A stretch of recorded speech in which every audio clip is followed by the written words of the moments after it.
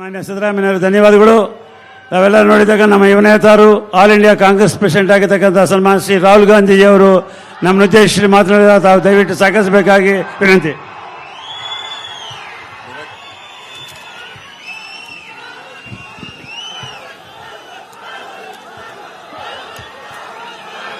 देवगौड़ा जी, चंद्रबाबू नायडू जी, दिनेश गुंडूराव जी, सिद्धरमैया जी, वीरप्पा मोइली जी, के.एच. मुनियप्पा जी, बोस राजू जी, बीवी नायक जी, हमारे कैंडिडेट नाडागौड़ जी, स्टेज पे कांग्रेस पार्टी के, जनता दल के, तेलुगु देशम के सब नेता, प्यारे कार्यकर्ता, भाइयों और बहनों, प्रेस के हमारे मित्रों, आप सबका यहां बहुत बहुत स्वागत. शुरुआत में ही मैं देवगौड़ा जी से, चंद्रबाबू नायडू जी से और आप सब से माफी मांगता हूं कि मेरा थोड़ा प्रोग्राम लेट हो गया. गुजरात में थोड़ा डिले हुआ, इसलिए मैं यहां लेट आया. हमारा बीजेपी के खिलाफ चुनाव हो रहा है और दो विचारधाराओं की लड़ाई है. एक तरफ न्याय, सच्चाई, भाईचारा, प्यार, और दूसरी तरफ अन्याय, झूठ, नफरत. 5 साल से नरेंद्र मोदी जहां भी जाते हैं वायदा कर जाते हैं. देखिए चौकीदार, जहां भी जाते हैं नरेंद्र मोदी कुछ ना कुछ झूठा वायदा कराते हैं. 15 लाख रुपए हर बैंक अकाउंट में मैं डाल के दिखा दूंगा. प्रधानमंत्री बनाओ, हर बैंक अकाउंट में 15 लाख रुपए डाल के नरेंद्र मोदी दिखाएगा. मिल गया आपको 15 लाख? मिल गया? 1 रुपया तक नहीं दिया. अनिल अंबानी को, मेहुल चौकसी को लाखों करोड़ रुपए दिए, मगर कर्नाटक के युवाओं को, किसानों को, मजदूरों को बैंक अकाउंट में 1 रुपया नहीं दिया. इसीलिए हमने नई योजना बनाने का सोचा है. योजना का नाम न्याय योजना. जो नरेंद्र मोदी जी ने पिछले 5 साल गरीबों के साथ अन्याय किया, उसके लिए हम न्याय योजना लाए हैं. मैं आपको न्याय योजना के बारे में थोड़ा सा बताना चाहता हूं. 20% सबसे गरीब परिवारों को 2019 के चुनाव के खत्म होने के एकदम बाद कांग्रेस पार्टी साल के 72,000 रुपए सीधा बैंक अकाउंट में डाल के देगी. नरेंद्र मोदी जी ने 15 लाख बोला था, झूठ था. सच्चाई है 3,60,000 रुपए 5 करोड़ लोगों के बैंक अकाउंट में हिंदुस्तान की सरकार डाल सकती है और हम डाल के दिखा देंगे. आप सोचिए, पैसे की कोई कमी नहीं. चुनाव हुआ, कर्नाटक में चुनाव हुआ, मध्य प्रदेश, छत्तीसगढ़, राजस्थान में चुनाव हुआ, और हमने कहा देखिए किसानों के सामने बहुत बड़ी मुश्किलें हैं. जहां भी कांग्रेस पार्टी की सरकार बनेगी, हम किसान का कर्जा माफ करके दे देंगे. कर्नाटक में कहा, पंजाब में कहा, मध्य प्रदेश, राजस्थान और छत्तीसगढ़ में कहा. और मैं खुशी से कहता हूं कि कर्नाटक की सरकार ने 40,000 करोड़ रुपए किसानों का कर्जा माफ किया है. मध्य प्रदेश, छत्तीसगढ़, राजस्थान में मैंने कहा 10 दिन के अंदर इन 3 स्टेट्स के सब किसानों का कर्जा माफ हो जाएगा. चुनाव हुआ, 10 दिन नहीं लगे, 2 दिन के अंदर हमने सब किसानों का कर्जा माफ कर दिया.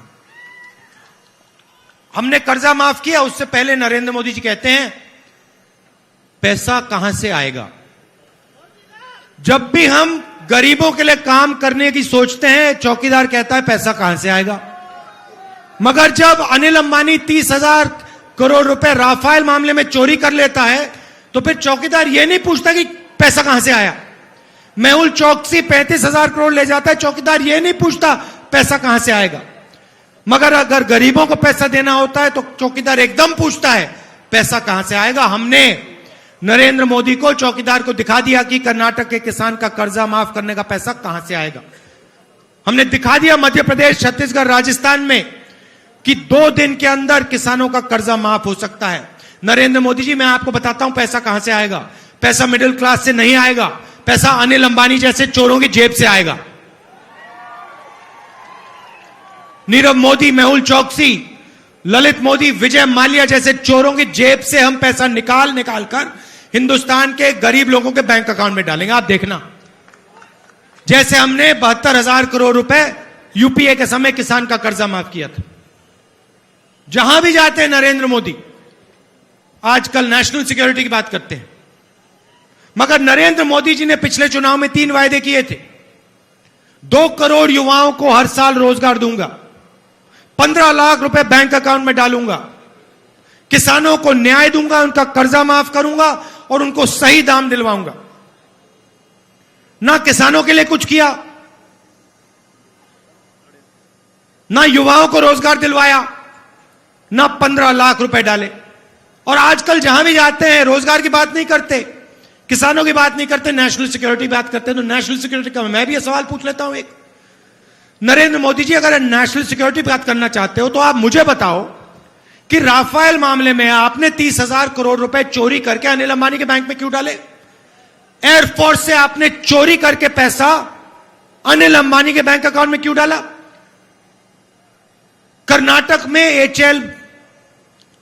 एचएल है, यूपीए सरकार ने कहा था कि एचएल को दुनिया का सबसे बड़ा कॉन्ट्रैक्ट मिलेगा, फैक्ट्री यहां लगती, राफेल हवाई जहाज कर्नाटक में बनता, लाखों यहां रोजगार मिलता। आपने एचएल से छीनकर राफेल का कॉन्ट्रैक्ट अनिल अंबानी अपने मित्र को क्यों दिया? आप यह समझाइए कि फ्रांस का राष्ट्रपति यह क्यों कह रहा है कि नरेंद्र मोदी ने मुझे कहा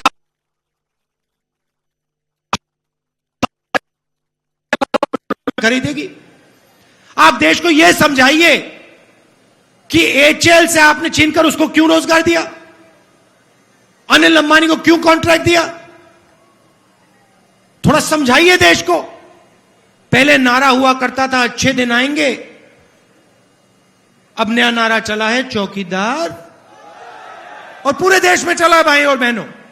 आप कहीं भी चले जाइए, किसी भी चौराहे पे चले जाइए, कहीं भी किसी भी गांव में चले जाइए, शहर में चले जाइए, बेंगलोर जाइए, अहमदाबाद जाइए, नॉर्थ ईस्ट चले जाइए, आपको सिर्फ अगर आप चौकीदार बोलोगे, देश जवाब देगा चोर है। और चौकीदार देश को पिछले 5 सालों के बारे में कुछ नहीं कहना चाहता। जहां भी जाता है उसने पिछले 5 साल में क्या किया वो नहीं बताना चाहता। चौकीदार यह नहीं बताना चाहता कि मैंने हिंदुस्तान की अर्थव्यवस्था को नष्ट किया, नोटबंदी की, 500 रुपए 1000 रुपए का नोट रद्दी किया, लाखों लोगों को बेरोजगार किया, छोटे दुकानदारों को खत्म किया, स्मॉल मीडियम बिजनेस वालों को खत्म किया। चौकीदार यह नहीं बताना चाहता कि गब्बर सिंह टैक्स मैंने किया, भ्रष्टाचार मैंने बढ़ाया, यह नहीं कहना चाहता। जहां भी जाता है चौकीदार कहता है नेशनल सिक्योरिटी की बात है। नेशनल सिक्योरिटी के मुद्दे की बात करोगे तो आप मुझे बताओ, क्या लाखों करोड़ युवाओं को बेरोजगार बनाना, क्या यह हिंदुस्तान को मजबूत बनाता है या कमजोर बनाता है? जैसे ही हमारी सरकार आएगी, जैसे ही सरकार आएगी, गब्बर सिंह टैक्स को हम जीएसटी में बदल देंगे। 1 टैक्स होगा, 5 टैक्स नहीं होंगे, 28% टैक्स नहीं होगा, कम से कम टैक्स होगा, सरल टैक्स होगा। करा जा सकता है, हम करके दिखाएंगे आपको। भाइयों और बहनों, 24 घंटे में नरेंद्र मोदी ने हर 24 घंटे 27,000 युवा हिंदुस्तान में रोजगार खोते हैं। नरेंद्र मोदी ने कहा रोजगार दूंगा, और सच्चाई है कि 45 साल से सबसे ज्यादा बेरोजगारी हिंदुस्तान में आज नरेंद्र मोदी ने किया। सारे के सारे बिजनेस बंद कर दिए। आपके जेब में से पैसा छीन कर निकाल कर उन उद्योगपतियों को दिया।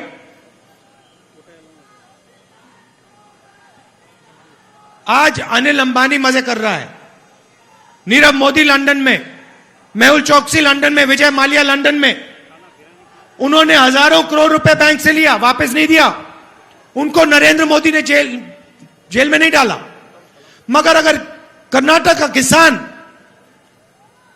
हिंदुस्तान का किसान बैंक लोन लेता है, 20,000 रुपए का बैंक लोन लेता है, वापस नहीं देता है, तो नरेंद्र मोदी उसे जेल में डाल देता है। हमने मैनिफेस्टो में साफ लिखा है, 2019 के चुनाव के बाद, 2019 के चुनाव के बाद जैसे ही कांग्रेस पार्टी की सरकार आएगी, हम कानून बदल देंगे। हिंदुस्तान का कोई भी किसान कर्ज ना लौटाने के लिए जेल में नहीं डाला जा सकेगा। और मैं आपसे झूठ नहीं बोलूंगा, मैं आपको 2 करोड़ युवाओं वाली बात नहीं करूंगा, मगर मैं आपको बताऊंगा कि हिंदुस्तान की सरकार के पास 22 लाख नौकरियां हैं जो खाली पड़ी हैं।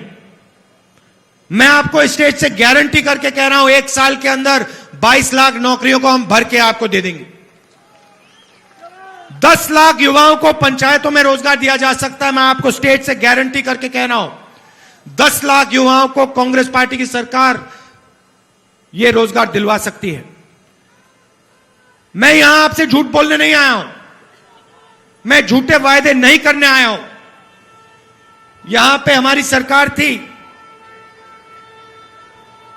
छोटे से छोटे शहर में हमने आपको इंदिरा कैंटीन के माध्यम से मुफ्त में खाना, कम से कम पैसे में खाना दिलवाया, स्वादिष्ट खाना दिलवाया।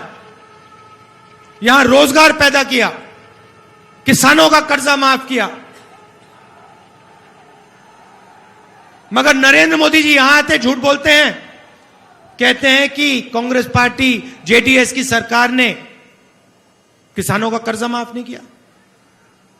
पूरा कर्नाटक जानता है कि कर्नाटक के चीफ मिनिस्टर ने 40,000 करोड़ रुपए कर्जा माफ किया है, 11,000 रुपए पहुंच गया है जनता के हाथ। मगर नरेंद्र मोदी यहां आके झूठ बोलते हैं। नरेंद्र मोदी जी को समझाना है कि पिछले 5 सालों में उन्होंने क्या किया, कितना रोजगार पैदा किया, कितने किसानों की मदद की और जनता के बैंक अकाउंट में कितना पैसा डाला। उसका जवाब नरेंद्र मोदी नहीं दे सकते, क्योंकि उसका जवाब है ही नहीं। बोल नहीं सकते वो, और जहां जाते हैं के बाद एक झूठ बोलते रहते हैं, झूठ बोलते रहते हैं।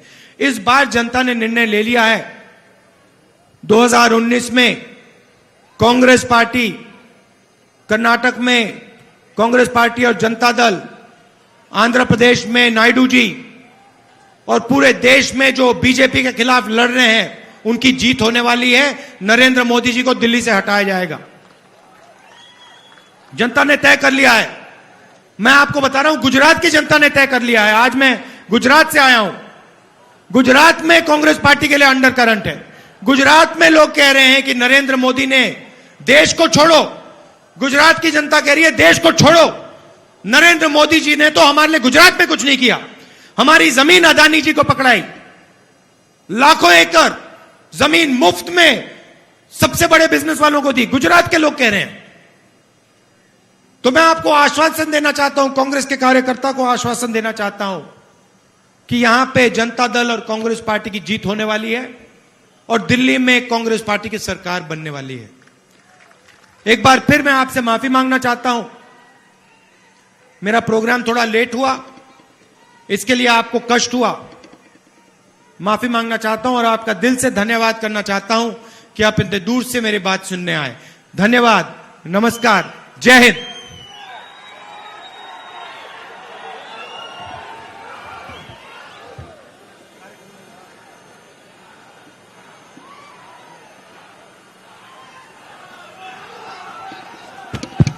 ಕಾರ್ಯಕ್ರಮದಲ್ಲಿ ಭಾಗವಹಿಸಿರ್ತಕ್ಕಂಥ ತಮ್ಮೆಲ್ಲರಿಗೂ ಕಾಂಗ್ರೆಸ್ ಪಕ್ಷದ ಪರವಾಗಿ ಹಾಗೂ ಜೆಡಿಎಸ್ ಪಕ್ಷದ ಪರವಾಗಿ ಅಭಿನಂದನೆಗಳು ಸಲ್ಲಿಸಿ, ತಾವೆಲ್ಲರೂ 23ನೇ ತಾರೀಕು ತಮ್ಮ ತಮ್ಮ ಪ್ರದೇಶದಲ್ಲಿ ಹೆಚ್ಚಿನ ರೀತಿಯಲ್ಲಿ ಪಕ್ಷದ ಪರವಾಗಿ ಮತ ಚಲಾಯಿಸಬೇಕಂತೇಳಿ ತಮ್ಮಲ್ಲಿ ವಿನಂತಿ ಮಾಡಿ ತಮ್ಮೆಲ್ಲರಿಗೂ ಶುಭವನ್ನು ಕೋರಿ ಧನ್ಯವಾದಗಳನ್ನು ಅರ್ಪಿಸಿ